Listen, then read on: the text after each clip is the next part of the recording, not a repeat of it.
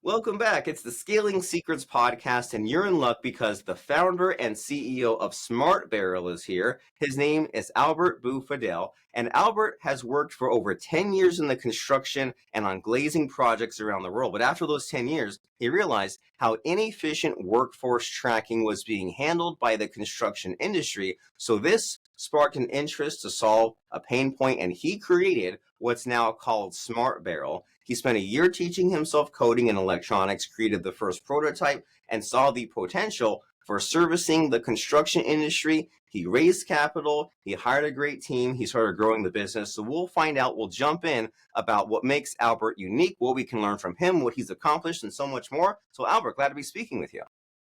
I'm glad to be here. Thank you so much, Robert, for having me. And thank you for being here, right? It's a two-way street. It's an equal exchange. And so we introduced you a little bit, but in your own words, what really just gets you fired up? What makes you excited? What's your focus? What's your passion? Sure. Probably I probably developed passion more so than just having passion. I don't think timekeeping was a passion. I think the challenge of the problem became the passion. Uh, Maybe a bit of background about myself. I just straight out of college, even before I graduated college, I randomly dove into the construction industry, mainly glass and glazing.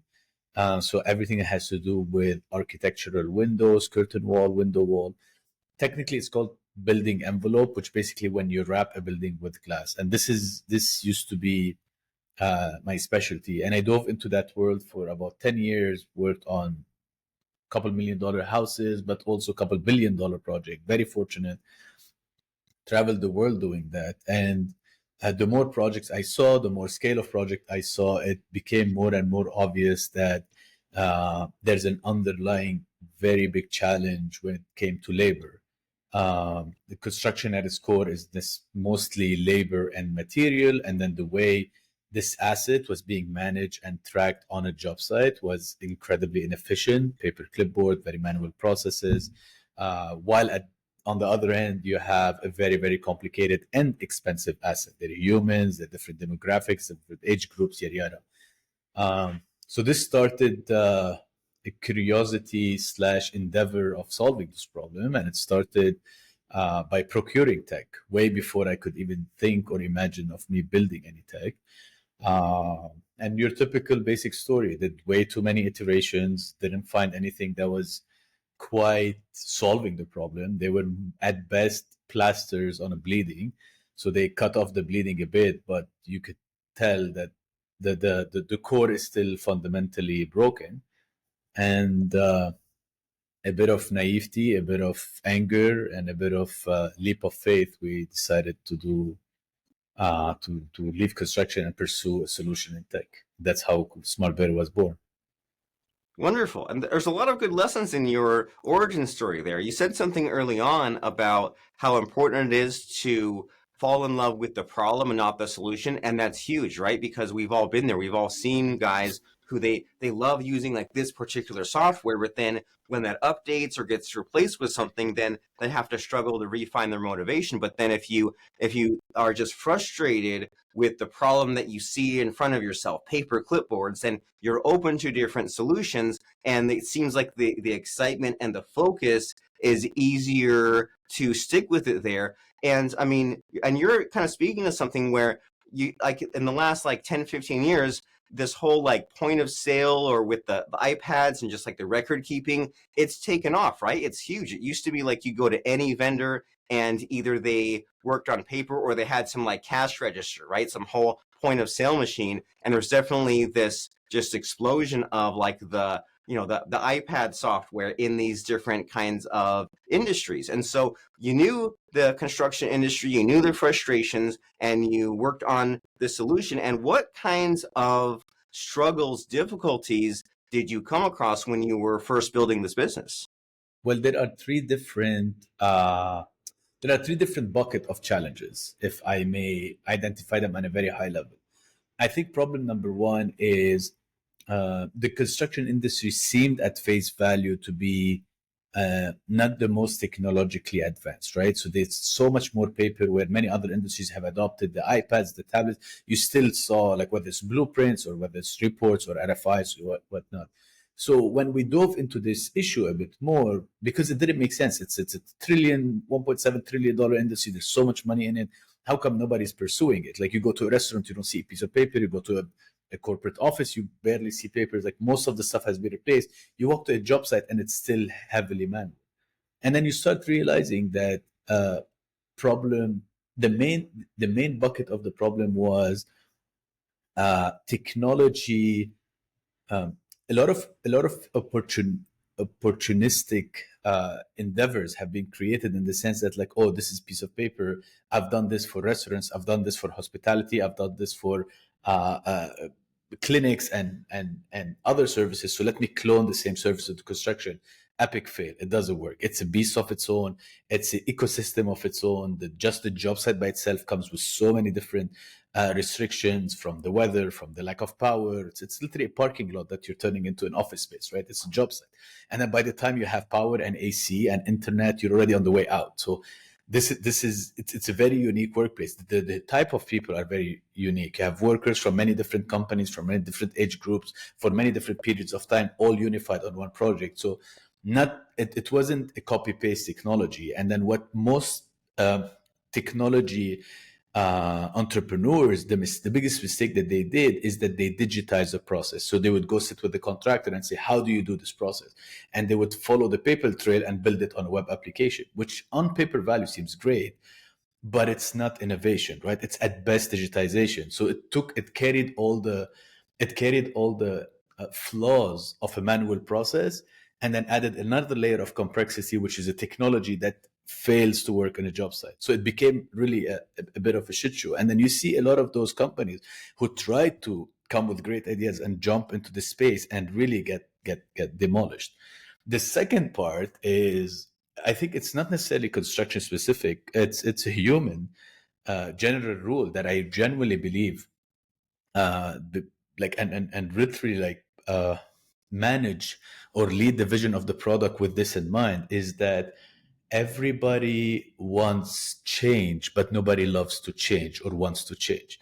So if you walk to anyone and you say, do you want to do this 10 times faster? Yes. Do you want to make 10 times more money? Yes. Do you want to be 10 times fitter? Yeah. Like anything that you pitch, people are usually very accepting and receptive. But then when you come with the checklist of what this change looks like or requires, wake up 5 a.m. or stop eating chocolate or work 2 jobs or blah, blah, blah. Then you start seeing like there's a huge difference in the comfort of like saying absolutely yes. And this is also another big problem when you're starting to develop a solution or product and you've got pitch it in your early days. You get a lot of reception and you're like, oh my God, I'm going to hit home run.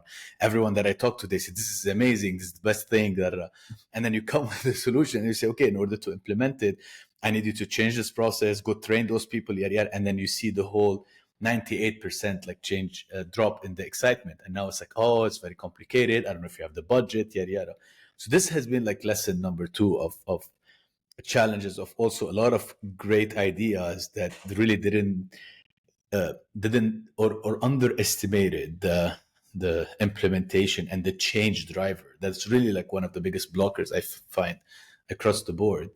And the third one was, in our case, you have an industry that, because of point 1 and 2, A, they don't like to change, and B, they've been scarred a bit by tech, that you had to, when you come to like present a solution for their problem, you had to somehow overcome additional layer of obstacle that has to go. 1, listen, your change is going to be very, very minimal. We worked very hard to make it barely any change. So instead of having 10 things that you have to change the company, maybe 1 or maybe even half a thing.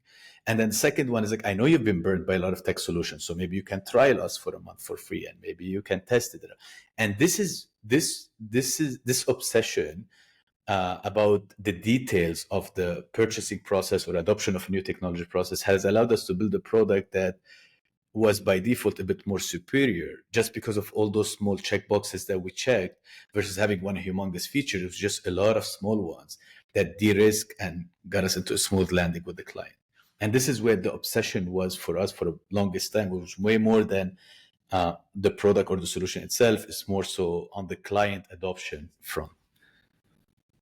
And that's huge, right? That people are messy, that you can have this really great piece of software, but what matters even more than that is getting people to actually use it and to be open to change and to enjoy using it and stick with it and not go around the system. It hurts my brain just thinking about it, right? Just all those kind of problems that you mentioned. And it kind of gave me my own sort of just the nervousness, right? Just this whole idea of like, well, I have like that's the CRM system and like there's all these automations I could do, but I'm held back in a lot of ways, right? I'm held back because of the existing habits, and it's easier to continue the way it's been doing. And then someone like you says, oh, hey, it could be this way in the future. Oh, I just want to jump to the future. And you say, well, hey, there's all this kind of thing, this awkward phase where you have to kind of apply the psychology and then maybe gradually replace what it is that needs to be replaced there.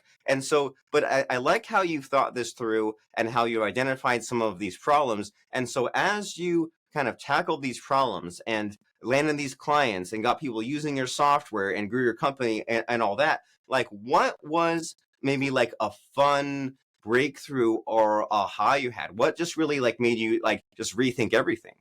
Oh, we've had hundreds of those, right? We started. What we do at Core is build an intuitive uh, time capture solution where the worker, speaking English or not, trained or not, first day on job site or the 100th, walk to a machine like there was one behind me, type in their phone number, hit enter, and they're checked in. You'd think this is very intuitive. You think this is very straightforward. The box behind me is iteration, maybe number 70 between the firmware and the hardware and this, and it's all in the subtle details. We've had people type in the phone number and not press enter, which is one step, and then say they can't get paid and turn into a whole shit show. I've had people unplug the power because they didn't know that the power is mandatory for it. So they thought it's only like a charger plug. So like you charge your iPhone, you unplug it and move the device. So the device won't be working for 3 days and be like, why isn't it working? And be like, oh, we just unplugged it. But the battery is not saving. We have to go into like whole power management. So like we have endless and endless of story of me, especially in the early days where I'm driving to a construction site at 2 a.m., jump over a fence, go to the machine to replace the battery because I know something was wrong with the setup, but I want to make sure at 5, 6 a.m. when 80, 90 workers show up, the device is up and running. So we're based in Miami, and then I would drive around the town for like months. And this is what it took. And it took a lot of me sitting next to a device and see like the most bizarre interactions people have with the device. And this is a challenge that we took. We wanted it to be insanely intuitive, right? So there was no training. You had to go figure out how it works. And some of them were great ideas. Some of them were just like absurd. Some people would take it and hold the box like a selfie, like they take a cell phone. I'm like, you don't need to like pick it off the wall. It's okay. Get to do a thing. So there was a lot of those conversations. Also in the adoption, the sales process, we have had tremendous amount of this is amazing, this is amazing, this is amazing, and for like 4 weeks and demos, and then the last thing we're like, oh, but this won't work. And we're like, what just happened? Why this won't work? And then they would probably watch a documentary about some cybersecurity threat or like some CIA stuff, or Facebook. Zuckerberg at the time was going crazy with the London stuff. And then that would like set us back. So we had to go like teach people that already have a very minimal knowledge with tech, and then pitch them on the security measures and what is privacy and what's cloud computing and why cloud computing is safe and yada, yada, yada. So we've had endless stories of challenges that there is zero way that you can anticipate, forecast, project, or even prepare for. You have to like go and basically just keep plowing through until you go like one milestone at a time. And that's a huge insight, especially when software is involved, when it's one thing to create the features and take out the bugs and get it working and get it to a point where it makes sense to you and your team, but then testing it out in the wild, that's a whole other beast, right? You might have to throw things out and iterate. And it's a fun adventure when you think about it, right? When you think about, well, they entered the phone number but didn't click the enter button when they unplugged it. Like you're giving me flashbacks to a few weeks ago. I was hooking up my mom's Roku, and to me it was intuitive. I'm like, oh yeah, you add Netflix to the Roku, and it says go to your computer and enter in this code. And it took us like 20 minutes because I was helping a 7-year-old who hadn't seen this kind of thing versus me who had seen it every day. I took it for granted. And so that we take for granted, especially when we use a piece of software or an app or a phone or something, just how it's really smooth and we don't think much of it, but it's like that. The first version of that was probably really awkward, right? And they had to go and say, hey, there's all these edge cases, all these boundaries where someone who has never seen this before can go and mess it up, and we have to just go and add in all these guardrails to make it work, and that's huge. But it can be fun to solve some of those problems. And how do you keep the fun there? Because it can get really discouraging, right? To give up on your business or your product or the sales or whatever. So how do you keep the enthusiasm and excitement alive when there's all this failure in front of you?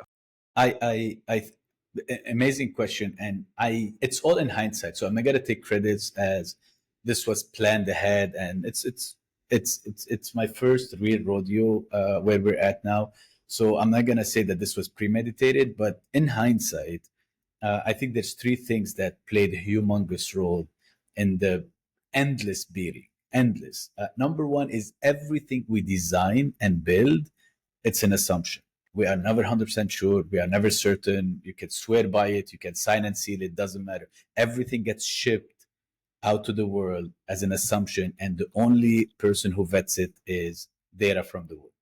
Doesn't matter. 100% everyone will. Color coding, PhD study, couldn't care less. We're going to ship out. I'm going to have 1,000, 2,000, 3,000 workers test it. And based on the behavior, we iterate. So this is a very important mindset of taking out this, like, I have it. I'm so sure, the ego, nothing, everything. We're 4 years and some doing this, and everything we ship is 100% can be turned off next week. Like, nothing is certain, nothing can be reverted yet. So this is in everyone's brain. It's already like embedded. Number two is we planted this culture early on in the company, and probably it comes from construction, probably it comes from like we couldn't afford to fail, probably from many different things, where we never wanted to settle unless we hit home run. So it was this kind of like 98% we still fail, and it doesn't come from like an A student background or anything. It just became that we knew that the audience we're going after is very aggressive. They're adopting tech, and they're so far out of this comfort zone, exactly as if we're selling tech to like 70-plus-year-old audience.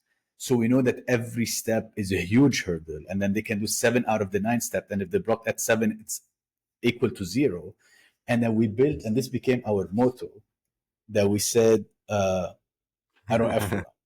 And this is a sticker that workers wear on their heart. And then we embedded this, started with the engineering, that we have to take the extra step and the extra step. And how much assumption can we put on the tech to expect all those full behaviors? So when someone doesn't press enter, maybe we should flash very hard that, hey, your punch is not done.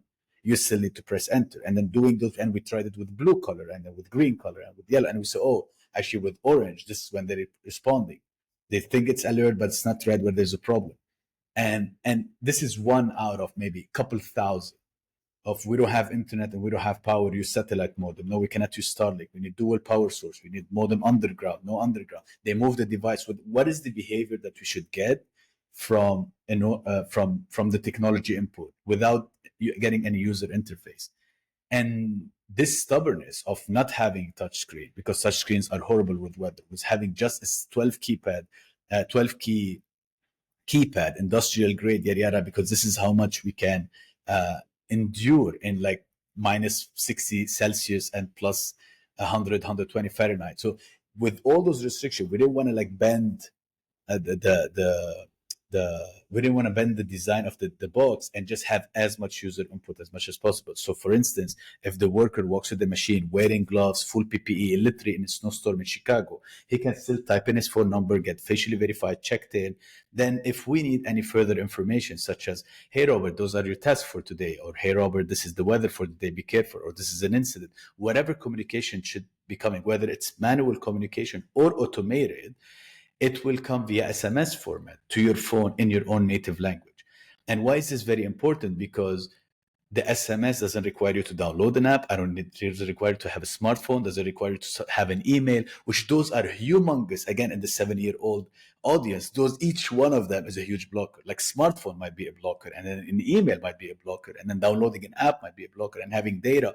So you take 17 and you just say, listen, SMS phone. You can go to Best Buy, get a $5 a month. We'll pay it for you as a company. I need to communicate with you. And then you go a step further, and then you design all your flow with incentive in mind, right? So are all my incentives aligned? Why would Robert care about this SMS, and why would he care to answer? Well, he will only answer if it makes his life better or it gives value to his paycheck or pay. And everything has built the same way. Again, the same motto. We don't. So it's always been that nothing, no shortcuts. It's very easy to say everyone has a smartphone today.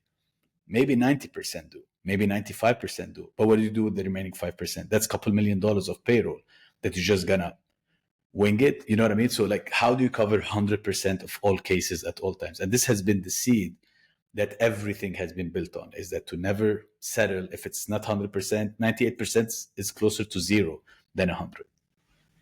Wonderful. I love this obsession sort of mentality, right? Of saying like, hey, well, it could be better. It's not good enough. And this idea that you many times you miss your targets, right? You study for a test really hard. And if you say, well, I'm going to study just so that I get a 90%, you get 80%. If you study to get 100%, then you get 90%. Like there's always that need to like work past your goals and say like, hey, we want like everyone to be able to use it. But then if like only like 98%, then like that's where you get now. And then you keep working on it. And like that story, some of these stories you're telling about like setting up the site before the work started and trying out the different colors for the error messages, that's really cool. And you're saying that the kind of like one of the many ingredient secrets to doing this is your kind of F around.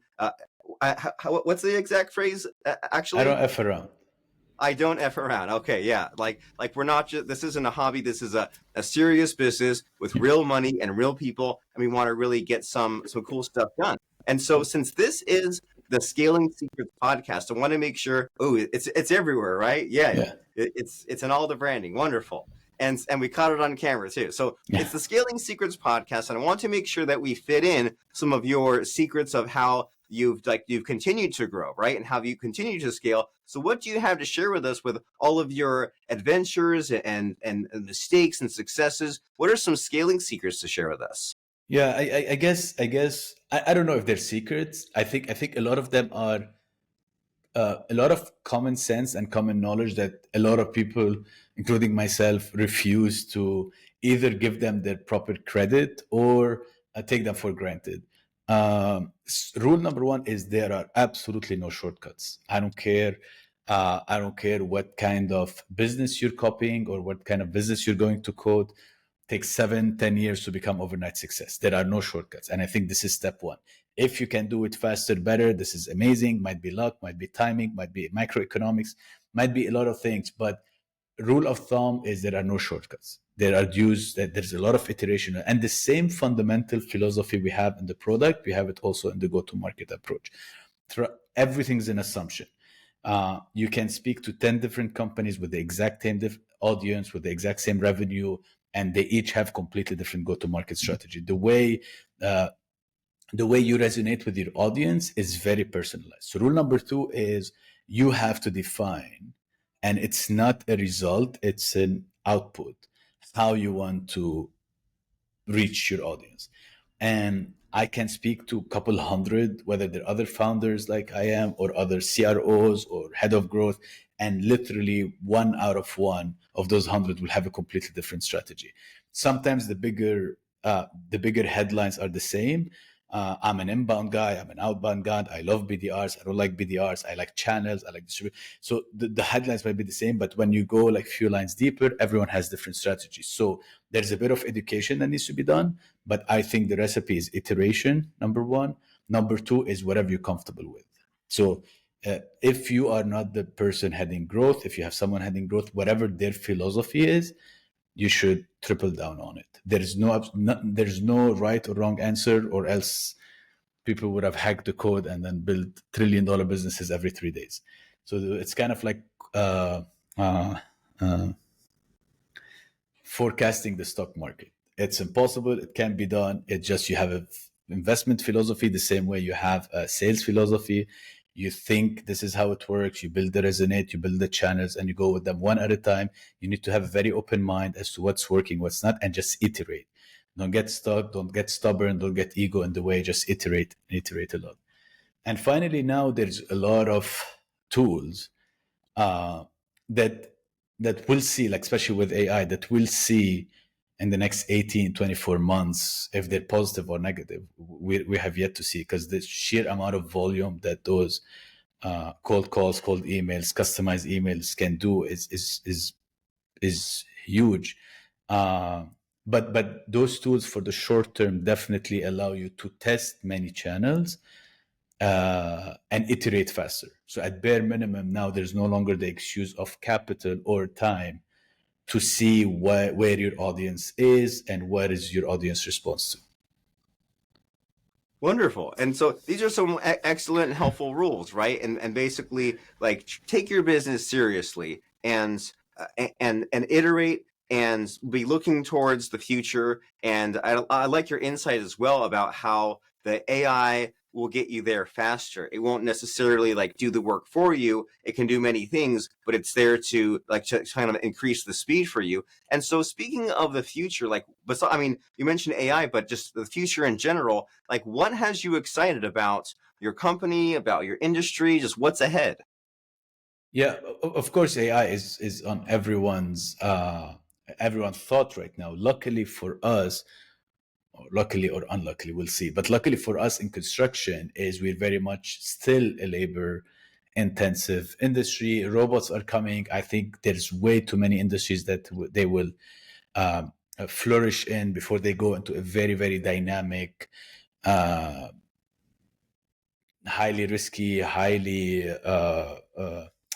unstable environment such as construction. So the rise of AI is actually probably pushing more people that used to do level one support and other jobs into the construction, where they still are AI safe for the most part. I think on the other end, I think construction is an infrastructure play.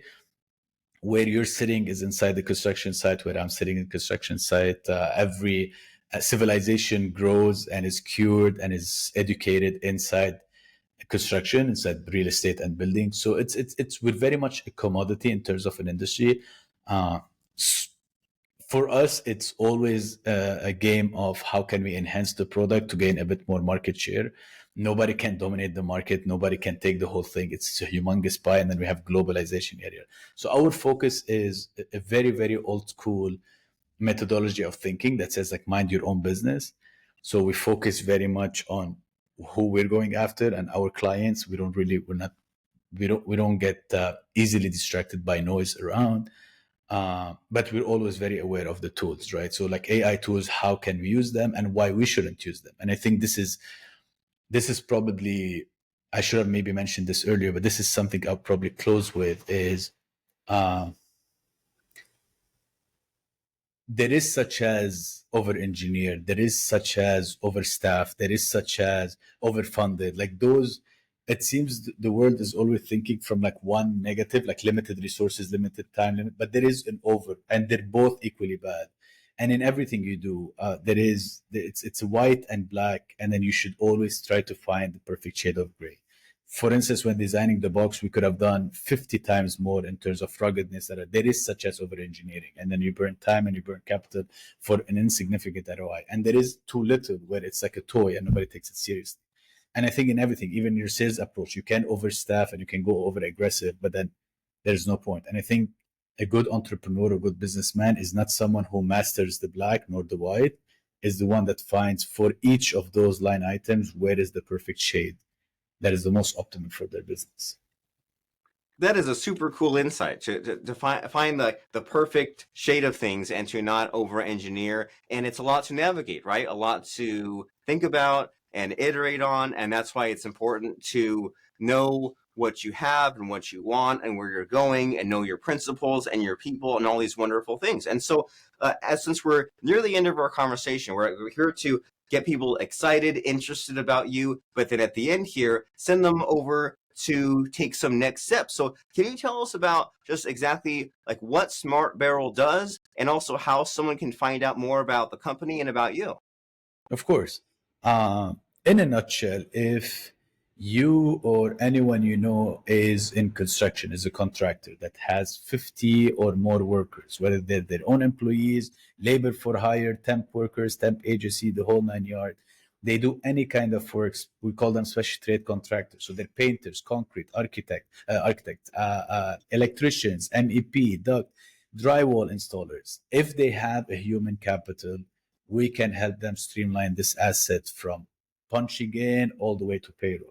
So who showed up on your job site, how long they stayed, what did they work on, what's their pay rate, what's their overtime, double time, cost code, job codes, how's your budget doing on the project, how's the weather on the project, what should you do with the worker, can you communicate with them, can you check their safety, their PPE, their incidents. So anything that has to do with this worker from the minute they step to the job site till they're paid every Friday or Tuesday or whatever, we handle this entire process, send the data to payroll, to HR, to whatever ERP software you have. The business is called smartbarrel.io. The reason why it's called Smart Barrel, because we started by building a big, maybe I can show it here, a big kiosk that sits on a barrel. So without it, it'll be just a dumb barrel, and we made it smart. And the website is smartbarrel.io, because at a time IoT was really cool, and then we thought we're an IoT company. So that's where we're stuck with that domain. So smartbarrel.io is the website. And if you have any construction labor concerns, questions, we can help. Fantastic. Albert Boufidel from smartbarrel.io. Go there if you fit that profile. If you want to have a smart barrel, not a dumb barrel in your business, and you want to kind of get this 50 plus person organization or this construction project working better, streamlined, all those steps he mentioned, then check out smartbarrel.io. And as we're wrapping up our conversation here, Albert, I like to end by putting my guests on the spot a little bit and asking them about a fun quote or lesson that can help us out. And you've already mentioned so many cool little phrases, but what comes to mind to help us out, to end with a bang instead of a whimper? What comes to mind as far as a quote or lesson? I've named a few, but the one that jumps to my brain now, and it's the fault of every entrepreneur, is the old school. If you fail to plan, then you plan to fail. It has never failed once.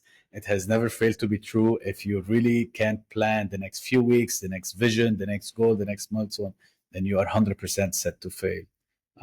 Do not take it for granted. It is more serious. Schedule time, carve time in your maddening schedule to really sit down and plan. It's not a small word. It has a humongous impact on. It doesn't matter the phase or the size of the business. It's exceptionally probably crucial and important. I love it, and I agree. And I believe that's Benjamin Franklin. So that it's so old school, it's centuries old, but it's survived this long, and success is no accident. So we need to plan if we want to get to that goal, to achieve what we want. And smartbarrel.io is the place where you should go if you are interested in what Albert and his company have to offer. smartbarrel.io. We will see you there. And thank you very much, Albert, for being a cool guest, giving us some amazing insights. I really appreciate you. Thank you so much for having me, and thank you for making this conversation so much fun. All right.